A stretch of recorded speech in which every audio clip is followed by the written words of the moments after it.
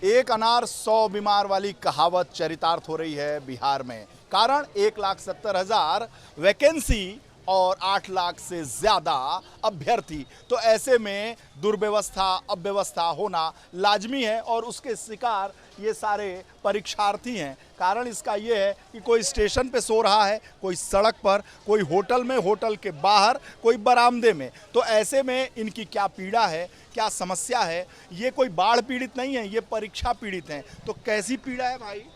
सबसे पहले तो हमारे बिहार में एक कहावत है सर कि दिखाने का दांत कुछ और होता है और खाने का दांत कुछ और होता है। सबसे पहले तो गवर्नमेंट ये पॉलिसी लाया कि मतलब हम बीपीएससी के एग्ज़ाम लेके सीटेट पे पहले एग्जाम मतलब हम लोग का वैकेंसी हो जाता था। फिर हम लोगों ने बहुत सारा लाठी चार्ज हुआ, बहुत सारा मतलब प्रहार हुआ हम लोगों पे। सर के लास्ट में एक्सेप्ट किया चलिए यार हम बीपीएससी का भी एग्ज़ाम देंगे। फिर हम लोग का आया कि चलिए बिहार में डोमिसाइल नीति लागू हो जाएगा। कुछ हुआ, चलो यार कम से कम हम लोग का जॉब बिहार में तो कुछ सबको जॉब मिल जाएगा। लेकिन कुछ दिन के बाद एक ट्वीट आ रहा है छुपके से कि नहीं हम डोमिसाइल को हटा रहे हैं। फिर क्या हुआ कि सब लोग आओ, मोस्ट वेलकम है। बिहार में भले बेरोजगार है, कुछ भी हो रहा है। एक तो बिहार में साला हम लोग जा रहे हैं दिल्ली पंजाब काम करने के लिए, बिहार में खुद बेरोजगारी है। फिर सबको बुला लिए, बिहार में मौका दे दिए। उसके बाद हुआ क्या कि जाओ आप लोग। उसके बाद क्या हुआ कि सुप्रीम कोर्ट का उधर से आदेश आ गया कि मतलब इधर से ये बीएड बाहर हो चुका है। फिर हुआ क्या कि नहीं आप लोग फॉर्म डाल दिए हैं तो आप लोग आओ, आप लोग का मौका मिलेगा, आप लोग एग्जाम दो। क्योंकि तो जब मौका मिला तब का क्या हाल रहा? मौका मिला सर तो फिर आप लोग क्लियर कहाँ किए कि हम जब आपका सीटेट कंप्लीट हो जाएगा और वो बीपीएससी कंप्लीट हो जाएगा तो आपको गवर्नमेंट जॉब बना दिया जाएगा। वो तो बात वही हुआ कि आप लोग हम शादी करा देंगे, दुल्हन आपको घर नहीं भेजेंगे। बात राम राम राम। क्या हुआ भाई? देखिए, सबसे पहले तो एबीपी न्यूज़ के देखने वाले दर्शक को तहे दिल से धन्यवाद। और बिहार सरकार से सबसे माने मेरा अपील रहेगा कि ये जो आप धोखा देने वाली बात किए हैं वे तो कहीं से जायज़ नहीं है। इसके लिए 2 पंक्ति हम बोलेंगे। पढ़ावे के बाद क ख ग घ, पढ़ावे के बाद क ख ग घ, अरे वह बूझ लेनी बोका। पढ़ावे के बाद क ख ग घ बूझ लेनी बोका। अतुल प्रसाद जी पुलाव दाल के लालसा दे के खिया देनी मार बात चोखा। मार बात चोखा खिया देनी। वो बोले थे कि हम शिक्षक लेवल कौन बोला? के अतुल प्रसाद जी बोले कि 1 to 5 के लिए हम शिक्षक लेवल का न क्वेश्चन करेंगे, हम आईएएस लेवल का थोड़े ना करेंगे। आईएएस लेवल वाला भी जो कैंडिडेट इसमें बैठा था वो भी नहीं बना पाया। अतुल हम लोग जो दाल भात चोखा खिला दिए। बिल्कुल एकदम बात सही बोल रहे हैं। हम लोग को ऐसे दिखा दिए कि आप लोग जाओ 1 to 5 का है, एससीईआरटी एनसीईआरटी पढ़ो रात भर, आप जगह के पढ़ो। जब गए वहाँ पे पीसीएस लेवल का क्वेश्चन आया। एग्ज़ाम जो था, जो फर्स्ट डे का था बीपीएससी का एग्ज़ाम था, वो बहुत टफ था। उसका लेवल बहुत हाई बनाया था। जो टीचर है उनकी एलिजिबिलिटी है 1st to 5th पढ़ाने के लिए, कक्षा 1 से 5 तक। बट पेपर था वो पीसीएस लेवल से भी हाई बना था। जो भी तैयारी नहीं थी ना? नहीं, तैयारी तो सभी की अच्छी थी। जो तैयारी करने वाले भी थे बीपीएससी का एग्जाम दे रहे थे, और 1 महीने के अंदर फॉर्म भरने के अंदर 1 महीने के अंदर पेपर ले लिया गया। एक बात हम बोले सर, इतना देखिए, शिक्षक को राष्ट्र निर्माता कहा जाता है। शिक्षक क्या है? वो राष्ट्र का निर्माण करता है। तो जब हम लोग शिक्षक बनने जा रहे हैं तो बहुत सारे विद्यार्थी ये बोल रहे हैं कि टॉप लेवल का क्वेश्चन था, ये लेवल का क्वेश्चन था। जब हमें बच्चों को पढ़ाना है तो उन्हें 100% पढ़ाना होगा, तो हमें 200% का नॉलेज लेकर जाना होगा। हम मानते हैं कि क्वेश्चन थोड़ा वास्ट था, लेकिन इससे हमें सीखना है और सीख करके फिर अगले मैदान में जाकर के ये फाइट करना है।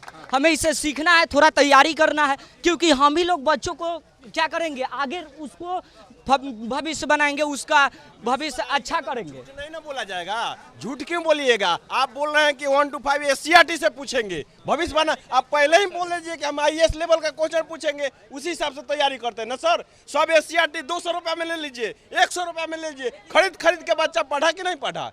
एक क्वेश्चन आया, आप बोलिए।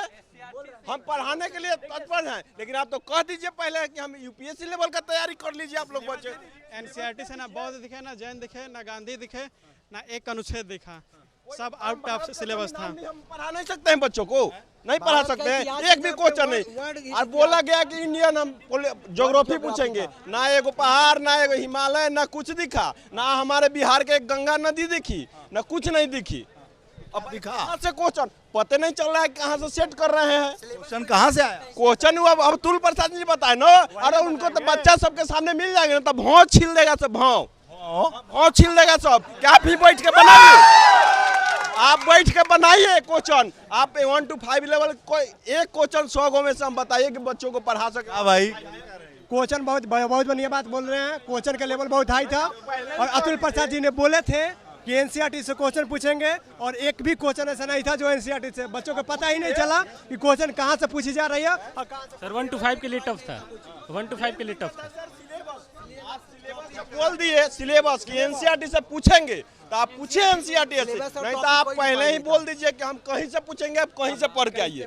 हम जाके जम्मू कश्मीर से लेके भी क्वेश्चन नहीं था, एनसीईआरटी से कोई क्वेश्चन ही नहीं उठा था। हाँ, वर्ल्ड जियोग्राफी से क्वेश्चन उठा लिए थे, दिए थे हिस्ट्री का बोले थे, जियोग्राफी का इंडियन मूवमेंट से क्वेश्चन ही नहीं था।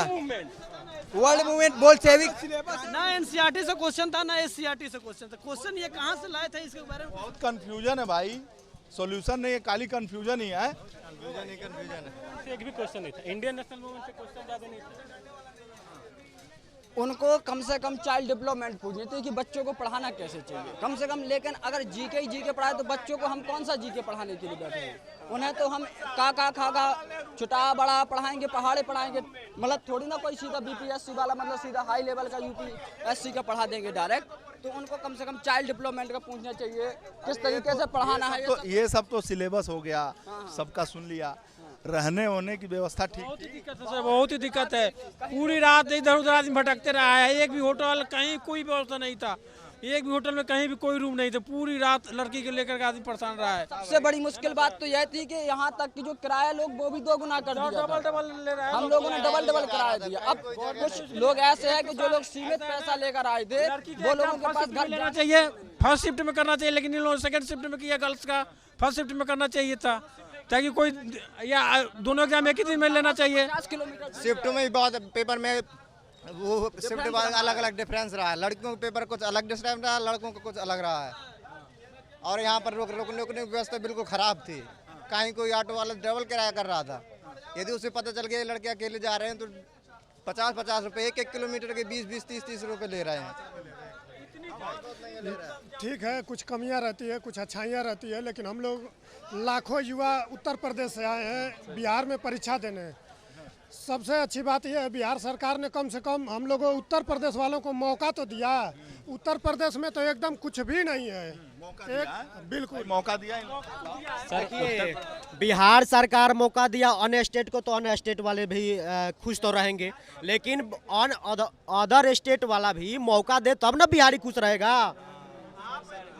न्यूज में वायरल हुआ था कि यहाँ बिहार के बच्चों के लिए रूम नहीं मिलता है, कृपया यहाँ न आए। अब बताइए, आप जम्मू कश्मीर से यहाँ दे सकते हैं, लेकिन यहाँ के बच्चों जम्मू कश्मीर में ना जाए, उत्तर प्रदेश में ना जाए, झारखंड का भी बाहर जो आए उनको रहने होने की व्यवस्था टाइट थी। रहने के बाद तक तो कुछ सामाजिक यहाँ के कार्यकर्ता थे वो किए थे, लेकिन यहाँ है अखबार पर लोग सोया है या पार्ले जी बिस्कुट खाकर दिन गुजारा हुआ है। यह हमारी व्यवस्था थी। 750 रुपया का चालान कटा था, साइबर कैफ वाला 200, 250, 300 रुपया लेकर फॉर्म भरा था। फैसिलिटी हमें क्या मिली थी? एक बैग रखने की जगह ऑटो नहीं वाहन थी। वाले 10 के बजाय 50 ले रहे हैं किराया, 2 किलोमीटर का 50 रुपया ले रहे हैं सब। सर यहाँ पहली बात तो रहने की व्यवस्था इतनी अव्यवस्था है जिसकी कोई जवाब नहीं है। 2 दिन हम लोग इस तरीके से गुजारे हैं कि मतलब जैसे कुत्ते से बेहतर हाल थी हम लोगों की।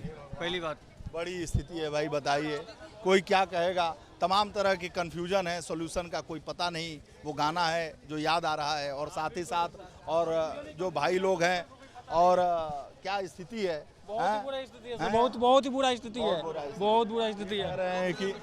कह रहे हैं कि खाना पीना रहना झेलने के बाद भी पढ़ना, इतना प्रताड़ना झेलने के बाद भी अभी कोई कंफर्म नहीं है कि हम लोग स्कूल में जाके बच्चों को पढ़ाएंगे वहाँ पे एक अक्षर भी। और मिलेगी कि नहीं मिलेगी? बिल्कुल चांस नहीं है अभी तक, क्योंकि इन्होंने इतना संशोधन कर दिया कि उन पे से बच्चों का विश्वास ही पूरा उठ गया है। भाई विश्वास ही उठ गया है। कैमरामैन फैजल के साथ वीरेश पांडे, सिवान।